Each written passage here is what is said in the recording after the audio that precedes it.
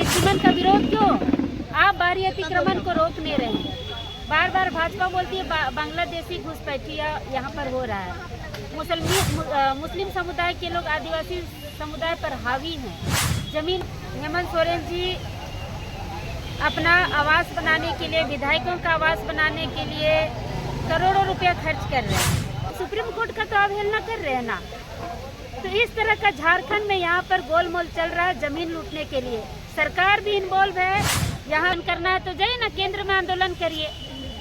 और कितना देर हम लोग तो यहाँ, हमको लगता है 5 घंटा 6 घंटा हम लोग यहाँ पर बैठे हैं राजभवन के समक्ष। वो लोग हमको लगता है कि 1 घंटा भी नहीं टिके होंगे आपका डीसी कार्यालय के बाहर। देखिए, झारखंड को जिस उद्देश्य से बिहार से अलग किया गया था और जिस उत्साह से लोग लड़े थे, शहीद हुए थे, खून की नदियाँ बही थी, आज भी कई लोग झारखंड आंदोलनकारी जेल में बंद है, कुछ बाहर में है। तो जिस उद्देश्य से झारखंड बनाया गया था कि यहाँ के आदिवासी मूलवासियों को न्याय मिले, उनका संरक्षण हो, उनका जल जंगल जमीन बचे। देखिए, जल जंगल जमीन का मुद्दा ना सिर्फ आदिवासियों तक सीमित नहीं है, ये यहाँ के मूलवासियों का भी मामला है। और यहाँ पर हम लोग लगातार देख रहे हैं कि आदिवासी मूलवासी जो झारखंडी हैं, उनका ज़मीन इतना ज़्यादा लूटा जा रहा है, ज़मीन की लूट इतनी बढ़ी हुई है कि आज हत्याएं तक हो रही है। दूसरी बात है कि सरकार का जो प्रशासन है, पुलिस प्रशासन या जिला प्रशासन, इस मामले में एकदम फेल है। क्योंकि हम लोग लगातार देख रहे हैं सुभाष मुंडा जी की हत्या हुई, अनिल टाइगर की हत्या हुई, सोनू मुंडा की हत्या हुई। अभी हाल ही में आप कांके में एक कांके डैम के पास रमेश उरांव की हत्या हुई। तो और उनकी हत्या तो बहुत ही को छोड़कर बाकी जितने भी जो मामले हुए, जो हत्याएं हुई, जमीन को लेकर हुई, अगर प्रशासन यहाँ टाइट रहती, सरकार का कंट्रोल रहता प्रशासन पर, तो हमें नहीं लगता है कि इस तरह की सरेआम हत्याएं होती। आज भी हम लोग खुद सामाजिक संगठन के लोग आए दिन हम लोग ज़मीनों पर चढ़ते हैं, थाना पुलिस का चक्कर काटते हैं, दखल दिहानी दिलाते हैं। हो सकता है किसी दिन हमारे ऊपर भी गोलियां चल सकती है। यहाँ पर सरकार और प्रशासन का एक रवैया जो हम लोग देख रहे हैं, हम लोग बार बार मांग कर रहे हैं कि स्पेशल टास्क फोर्स बनाइए जो जमीन के मामले पर तुरंत कार्रवाई करे। लेकिन यहाँ पर किसी का भी जमीन का मामला होता है, वो सीधे, देखिए और तो कोई रास्ता है नहीं, तो लोग सीधे थाना में जाते हैं। अब थाना वाले दोनों पार्टी का जो उनका जो इंटरेस्ट रहता है पैसा खाने का, जो पैसा दिया, जो मोटा पार्टी है उसका तुरंत सुनवाई होगी। और दूसरा पार्टी जो गरीब है या जो जायज़ है, जेन्युइन आदमी है, जो अपना ज़मीन बचाने के लिए लड़ना चाहता है, अगर प्रशासन से सहयोग की उम्मीद लेके जाता है तो उसे धुतकार कर भगा दिया जाता है या फिर उनका आवेदन तक नहीं लिया जाता है। तो यहाँ पर ये हम लोग देख रहे हैं कि पुलिस प्रशासन का जो ज़मीन के मामले, अच्छा दूसरी बात ये भी कहते हैं कि ज़मीन का मामला देखने का अधिकार हमें नहीं है, थाना कोई अधिकार नहीं है, आप अंचल जाइए, आप कोर्ट जाइए। लेकिन मैं बताना चाहूँगी कि 144, 107 जैसे ही कोई मामला आया, 144 और 107 करके इसको तुरंत कोर्ट भेज देना है। लेकिन यहाँ पर ये लोग दौड़ाते हैं लोगों को, कोर्ट भेजते, कोर्ट से फैसला करके जिनकी ज़मीन होती वो अपना आकर करते। लेकिन इस तरह का कोई काम नहीं किया जाता है, जो बिल्कुल निंदनीय है। और हमें लगता है कि इस सरकार में, इस अबुआ सरकार में ज़मीन की लूट इतनी धड़ल्ले से बढ़ी हुई है कि 5 साल अगर और सरकार रही तो हमको लगता है पूरा झारखंड खत्म हो जाएगा। दूसरी बात, बाहरी अतिक्रमण को आप रोकने का कोई काम नहीं कर रहे हैं। सादा पट्टा में लोग ज़मीन खरीद कर बस रहे हैं, आप उसके ऊपर कोई नीति नियम कानून बना नहीं रहे। आप गलत नीति, जो शराब बेचने का जो नीति है, उसे आप पीएससी में पास करा के आप उसको गांव-गांव में बेचने का काम कर रहे हैं। तो आप ज़मीन लूटने का एक रास्ता खोल दे रहे हैं। अभी देखिएगा, अभी सरना कोर्ट का ये नौटंकी कर रहे हैं। कि सरना कोड दिलाना है, सरना कोड चाहिए यहाँ के आदिवासियों को। कुछ दिन बाद यही जेएमएम और कांग्रेस परिसीमन का लड़ाई लड़ेंगे।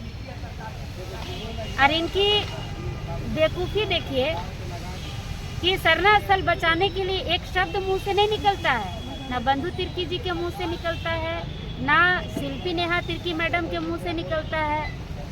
उनको लगता है कि हम ईसाई हैं तो सरना स्थल पर क्यों बोलेंगे, लेकिन जो जनप्रतिनिधि होता है वो किसी भी धर्म से बंधा हुआ नहीं होता, उसको सबके लिए बात करना है। और वही आदमी फिर सरना कोड के लिए लड़ते हैं, सरना कोड की मांग करते हैं। अभी परिसीमन का लड़ाई लड़ेंगे ये लोग। और आदिवासी समाज और झारखंडियों से मैं कहना चाहूँगी कि परिसीमन का लड़ाई क्यों, परिसीमन का विरोध क्यों? आप बाहरी अतिक्रमण को रोक नहीं रहे हैं। बार बार भाजपा बोलती है बांग्लादेशी घुसपैठिया यहाँ पर हो रहा है। मुस्लिम समुदाय के लोग आदिवासी समुदाय पर हावी हैं, जमीन की लूट बढ़ी हुई है। यहाँ बिहार, यूपी, महाराष्ट्र या अन्य राज्यों से आकर यहाँ धड़ल्ले से लोग जमीन खरीद कर बस रहे हैं सादा पट्टा पे। तो बाहरी अतिक्रमण अगर बढ़ेगा तो बाहरी अतिक्रमण के तहत आप बोलिएगा कि हम आदिवासी सीट घटा देंगे, आदिवासी सीट घट जाएगा, तो सबसे पहले तो आप बाहरी अतिक्रमण को रोकिए ना भैया। आप उसके लिए कोई नीति नियम बना नहीं रहे और आप फिर परिसीमन का विरोध कीजिएगा। और जो यहाँ पर आके बस जाएगा उसको तो यहाँ वोट का अधिकार आप खुद दे रहे हैं। बड़े बड़े फ्लैट बन जा रहे हैं और एक फ्लैट में एक गांव बसता है पूरा।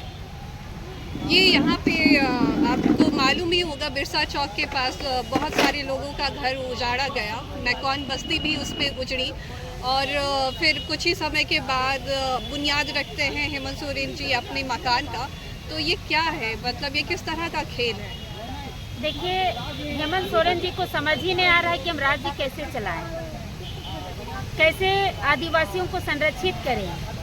एक तरफ हेमंत सोरेन जी अपना आवास बनाने के लिए, विधायकों का आवास बनाने के लिए करोड़ों रुपया खर्च कर रहे हैं, लेकिन दूसरी तरफ आदिवासियों को उजाड़ रहे हैं।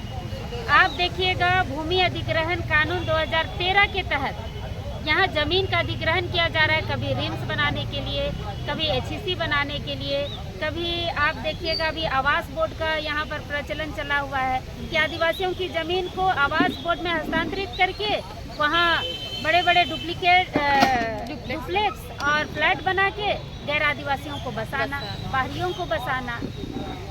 तो आप आदिवासी रैयतों की जमीन छीनकर आप ये जो कर रहे हैं, ये तो बिल्कुल गलत है।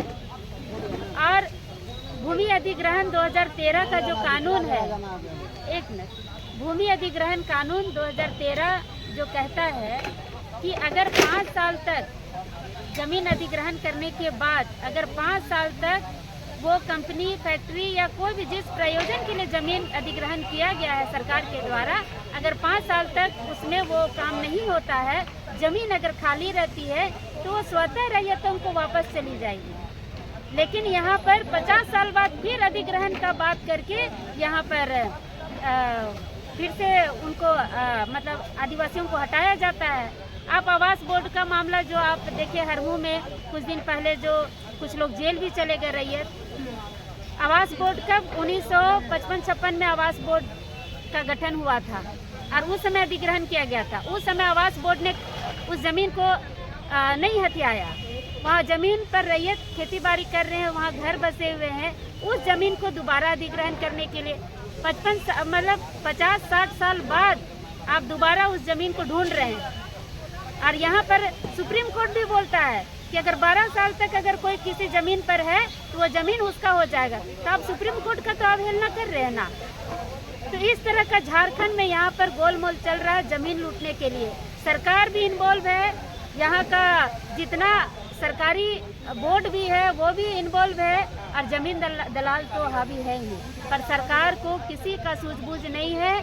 सरकार को आदिवासी या झारखंडियों से कोई लेना देना नहीं है। आप लुटा जाइए, पिटा जाइए, मर्डर हो जाइए, सरकार यहाँ पर किसी के संरक्षण के लिए कुछ नहीं करेगी। उनको सिर्फ बड़े बड़े पूंजीपतियों से पैसा चाहिए और सरकार को मतलब सत्ता में काबिज रहना उनका यही उद्देश्य है और यही कारण है कि आज आदिवासी समाज हाशिए पर जा रहा है। लेकिन जिस दिन उलगुलान अगर कर लिया, जिस दिन उनके दिमाग में बैठ गया कि ये सरकार हमारे हित का नहीं है, तो उस दिन सत्ता से उखाड़ कर फेंकने में भी हम लोग पीछे नहीं हटेंगे। तो फिर आज ये क्या हो रहा था? आज ये आदिवासियों की बात कर रहे थे, आज सरना धर्म कोड लागू करने की बात कर रहे थे, आज तो वो वही कर रहे थे, आदिवासियों की बात कर रहे थे। फिर आप कह रही थी आज झुमुमू जो कलेक्टर के बिल्डिंग का घेराव कर रही थी, उसमें उन्होंने ये स्पष्ट कहा कि हम आपके हित के लिए है, सरना कोड लागू करवा के रहेंगे, वरना हम यहाँ जनगणना होने नहीं देंगे,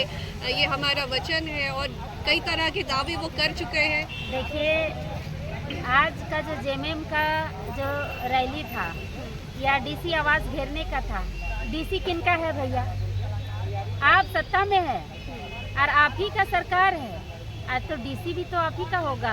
ऐसा तो नहीं है कि सत्ता में जेएमएम कांग्रेस का गठबंधन सरकार है और डीसी बीजेपी का है, मतलब डीसी को बैठाने वाले भाजपा सरकार के लोग हैं। तो ये तो नहीं ना, आप अपने ही सरकार में आप आंदोलन कर रहे हैं, ये तो मजाक है।